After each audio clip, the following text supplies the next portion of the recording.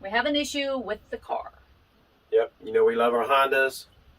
And we really wanted to just get something we trusted and valued. And we haven't had problems really with our Honda Odyssey or our CRV. But we turned the ignition the other day and every light came on flashing about this problem, tire pressure monitor system problem, hill assist. I think there were about 6 different ones.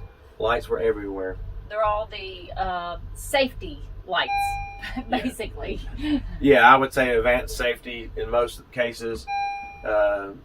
Just different assist that you would have in newer cars. Yeah, we can still drive the car. We can still get around. It's not acting funny or anything. Well, you can tell a difference when you drive it because the lane assist is not on, so that makes a little bit of difference in steering. Yeah, things like the lane departure system's not working, so it's really got us worried. So instead of going to Sanibel Island today, we're going to sit in the Honda dealer and let them service our cars. Hopefully they can find out what's wrong with it and make a quick fix. Yeah. I have more hope than he does on that. Yeah, we hope it's quick, but we know how dealerships can be. It could be an all-day event, and being up there without another vehicle in town, so it's not like somebody can come pick us up and we can run around. So we've got to get this. We've got to get this figured out.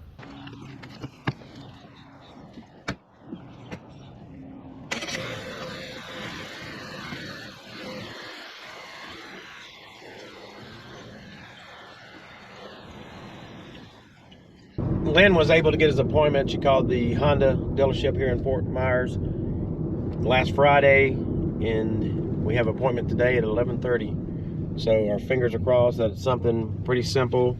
We've looked at several things on the internet. We've tried to self-diagnose some problems. There's so many things that no common denominator of what to do to fix it. Some suggested, cleaning your sensors. Some suggested new battery. So we know the battery's older, so we're hoping maybe that's the issue. But we'll see. I really hope it is something simple like the battery, because if we have to pay out a large sum to get this car fixed, that's going to put a dent in our trip, especially combined with the price of fuel right now, which is, don't even get me started on that.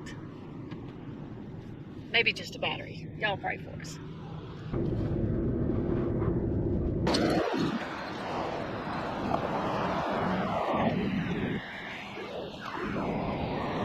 Yeah. Have y'all seen that before? Yeah. We don't know. Battery. I've read so many things online. There's about. Huh? It could be several different. Yeah. There's water here. I take that one. Okay. I take that one. Oh. So we got here about 30 minutes early, and hoping they would get us in early. Number one, we didn't know where we were going, so we had to go and wanted to be sure we were here on time because we got other things to do. This is high on our list, but it's not all on our list today. They said they were going to put it on the diagnostic machine, and then they'll come and find us, and that machine will tell them everything they need to know, and then that'll tell us everything we know. While we're waiting, because it looks like it's going to be a while, let's take a look around downtown Fort Myers. So we are in downtown Fort Myers in the historical district. This is one of the things that everyone says you have to see when you come down here. We did the same thing y'all do. We got on Google and YouTube and talked to the locals, and the downtown historical district is one of the top things to see.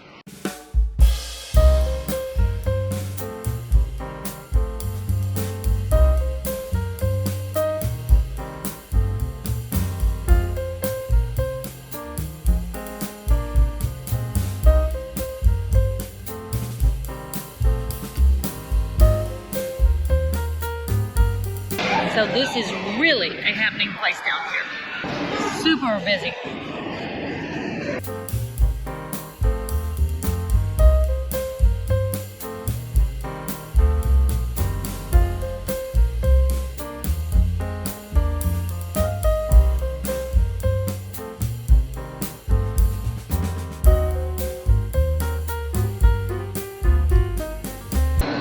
So there are lots and lots and lots of places to eat down here.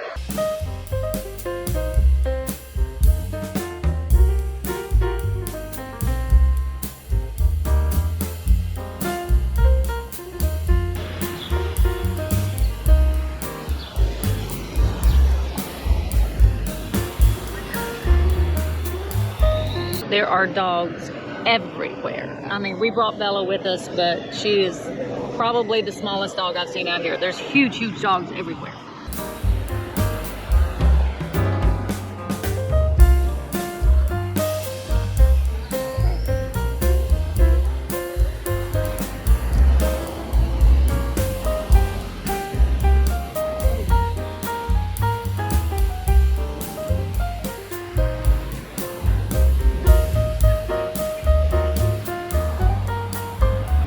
So this right here is what's called a banyan tree.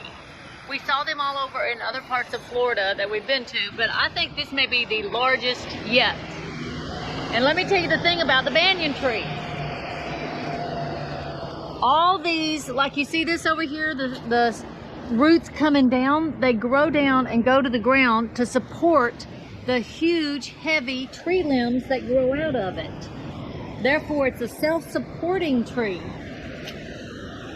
All of these things were here. It probably started over here in the middle somewhere.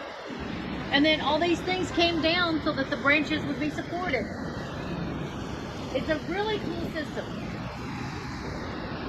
This one even has little places in it. Look in there.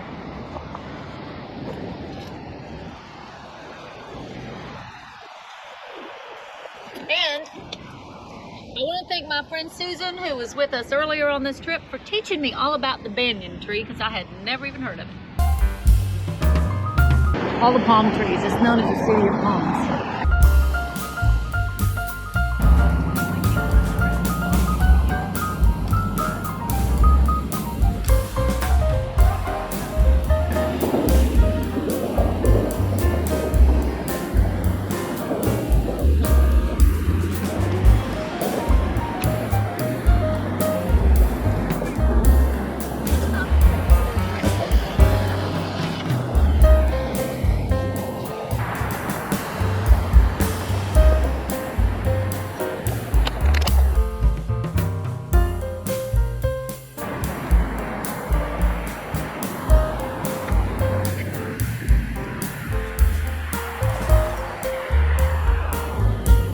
One of the things you need to do when you come to Fort Myers and you go downtown to the historical district is be sure you take a walk along the river. It's really cool. They have several of these piers. If you're a fisherman, you can go out to the end and set up and cast your line. There's another one down there. There's also on down a little bit. We'll get there, but there's just places where you can walk along the water and see what you see.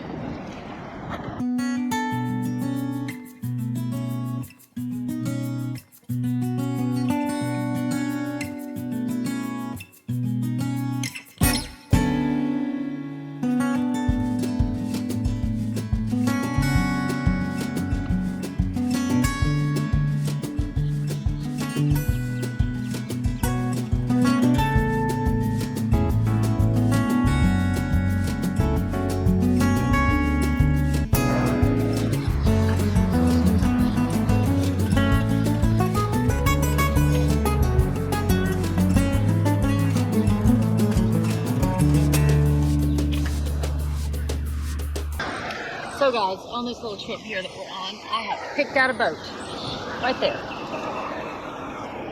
It's going to be RV America cruises around America instead of RV America. No, we're sticking with the RV. Oh, rats. So we hope you enjoyed downtown Fort Myers as much as we did. Getting to see things is the great thing about RVing. You sometimes have to deal with the bad things, such as this tow car. So let's get back to see what happened with the tow car. Drum roll, please. Shh, I'm driving. I can't do that. Oh, that's right. Sorry. Honda has given us an update on what they think caused it. Number one, they think it's carbon buildup in the system. They want to do it sounds like it's a high labor intensive project. They're wanting to charge over $720 for labor and a total of $1,333 to do a carbon buildup cleaning. Yeah, that didn't make us happy. Not make us happy at all. We know it needs to be done. We tell them that we want to go ahead and get it done, but we did talk to a couple of mechanics that we happen to know and trust, and they said if it was them, well, something I didn't tell you is that the codes have been cleared. None of the lights are flashing on and off. Everything's working fine now. All the safety enhancements are working, such as lane assist and advanced cruise control. I don't know what they did, but it's not messed They up. reset the code, so now all of them are back working. But they said that's what caused it, the carbon buildup. I had already put some carbon cleaner in there, and that's one of the reasons the lights might not have came back on, is that we've started cleaning the system. But both mechanics are suggesting that we go ahead and use a fuel cleaning system, and such as Lucas fuel cleaning system, and see if that cleans it and takes care of the problem. They wouldn't just jump on $1,000 repair right away. They would try to do that, which these products are made to clean this fuel system. So, with that being said, we're gonna drive it a while. See what happens. Yeah, we're gonna try to take care of the problem, which in some ways is a great news, is according to the other two mechanics, is that we might be able to take care of the problem ourselves.